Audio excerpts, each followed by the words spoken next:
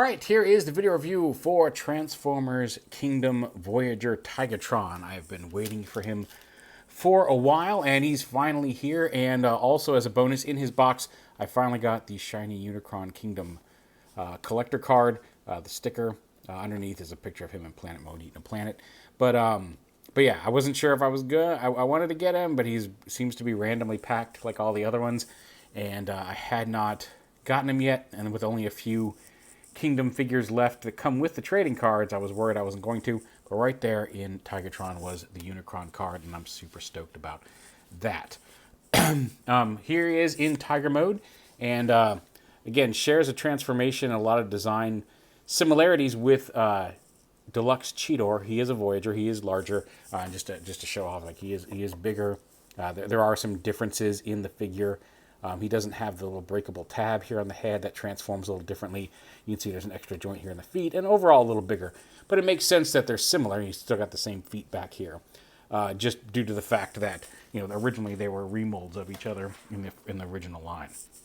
He does come with his guts cannon that unfortunately does not store in his guts. You can plug it in on either of the posts underneath him, but that's his alt mode storage. It does not integrate into the beast mode at all. So, nice that they included it. Kind of sad that they didn't find a way to work it into the figure itself. But yeah, like I said, some very similar transformations to Cheetor, a few differences. You do start off by removing the tail, and then we'll come out here, flip the feet out. There is a nice little collapsible panel here that folds in, folds out for Tiger mode, I almost said Cheetah mode, and then folds in for robot mode when you fold the shin up, then fold his foot down, and he has a little heel piece that flips out. There is a 5mm peg hole in the heel, which I'm assuming is just to attach some fossilizer stuff, because otherwise it really doesn't serve much of a purpose. It's hidden inside the leg in Tiger mode, although I guess you could conceivably in Tiger mode pull that out enough to fossilize him there too, but yeah, it's just there. Fold that up. And flip out the heel. Bring these up and kind of out of the way and open up the whole lower body here. Like that. Pull the arms out to the side. Pull the arms out to the side. Make sure this little piece comes in past that. And then the head comes down. The tiger head folds forward. And then you just lift Tigertron's head out of there on this green panel. And you can close that back up. And this snaps down into here. It's a lot easier to get all of this done. You don't have to peg anything into the bottom of the jaw or open the jaw. He does have an openable jaw there. I forgot to show that off. Also, the kind of dirty white bits, they are there. I find I don't notice them in either mode as much. They're certainly less obvious or less obtrusive in robot mode. I don't notice them as much in natural lighting as I do under the bright light review lights on camera. They are there. Some people complain about them. They haven't bugged me that much. Again, like I'm noticing them a lot more when I look down at the camera screen than I really feel that I notice them under natural light. Anyway, fold those in close like that. Bring his arms down. He does have a double hinged elbow to kind of collapse up. I'll make sure that sits down normally.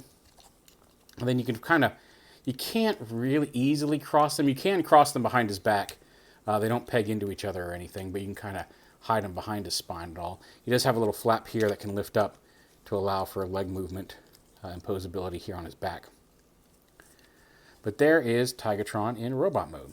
You can have him hold his little tail whip either way, in either direction.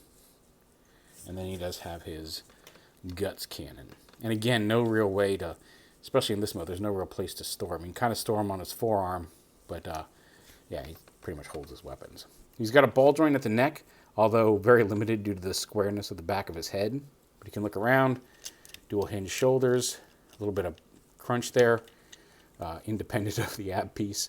Bicep swivel, the dual hinge elbow. He does have wrist swivel as well. He's got a waist swivel.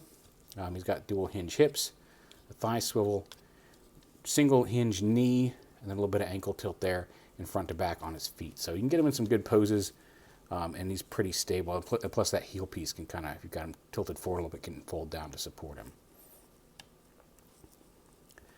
He is the last of the Season 1 Maximals we need. Still need a couple of Predacons. But we've got Pterosaur. We're waiting to see Tarantulas and Inferno, because then we'd have a complete Predacon Season 1 set as well. But since we have him here, let's go ahead and... We got Tigatron. Let's put his friend Air Razor over here with him. Bring in Primal. Put Rhinox back there. Make sure we can get everybody in frame. Dinobot over here. Cheetor over here.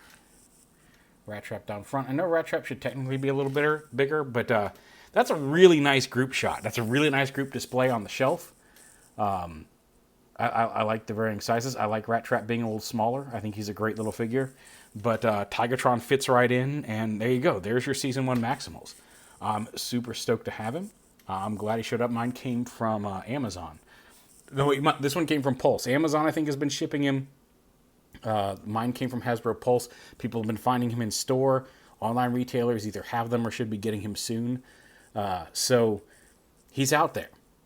And that's nice to see. Like right before Christmas, here comes Tigertron. People have been finding Blaster apparently at Walmart's. I have not been so lucky yet, but I have been looking. So if I get a Blaster, hey, great.